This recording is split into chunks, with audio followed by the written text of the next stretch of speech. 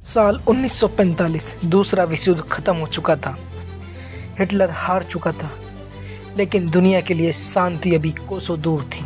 Europe खंडर बन चुका था और इसी मलबे के बीच से निकले दो दानव, दो सुपर पावर्स, यूएसए और यूएसएसआर। देखने में तो ये दोस्त थे, लेकिन अंदर ही अंदर एक नई जंग शुरू हो चुकी थी। यूएसएसआर यानी सोवियत संघ की लाल सेना पूर्वी यूरोप के देशों को एक एक करके निगल रही थी। पोलैंड, हंगरी, चेकोस्लोवाकिया, सब पर कम्युनिज्म का कब्जा हो रहा था। पश्चिमी यूरोप के देशों को डर था अगला नंबर उनका है। इसी डर से पैदा हुआ नाटो। 4 अप्रैल 1949 को 12 देशों ने एक ऐसी कसम खाई जिसने इतिहास बदल दिया। इसे माफिया पैकेट कह लीजिए या सुरक्षा कवच।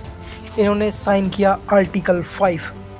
आर्टिकल 5 का सीधा मतलब था one for all and all for one, यानी अगर रूस ने इनमें से किसी एक छोटे से देश पर भी उंगली उठाई तो अमेरिका समेत सारे देश मिलकर रूस पर हमला कर देंगे।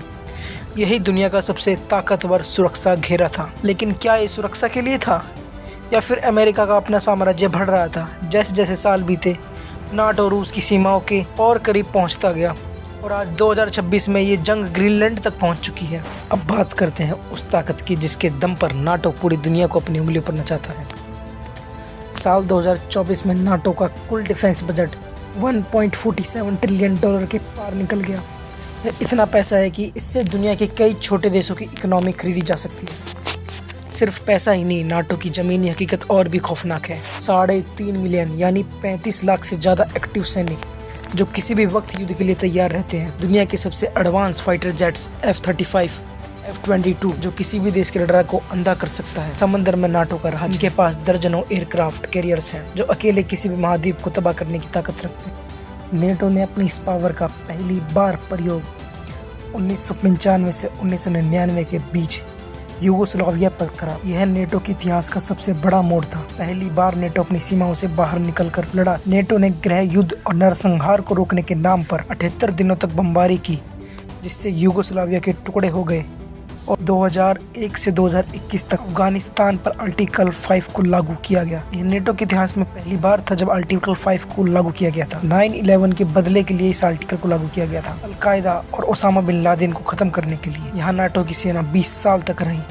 जो उनके इतिहास का सबसे लंबा मिशन था। साल 2001 में इराक पर, हालांकि 2003 का मुख्य इराक युद्ध अमेरिका ने बिना नाटो के लड़ा था, लेकिन बाद में नाटो ने वहां अपनी ट्रेनिंग मिशन भेजी थी ताकि इराकी सेना को तैयार किया जा सके। लीबिया 2011, यहाँ नाटो ने नो फ्लाई जोन लागू करने के नाम पर गद्दाफी की सेना पर बमबारी की। यही कारण है कि रूस और चीन जैसे देश नेटो को सुरक्षा का संगठन नहीं बल्कि अमेरिका का एक बड़ा हथियार मानते हैं।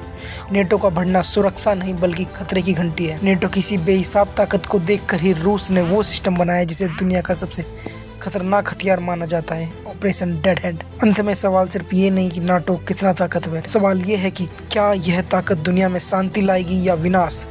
एक तरफ अमेरिका का बजट, दूसरी तरफ रूस का डेड हैंड।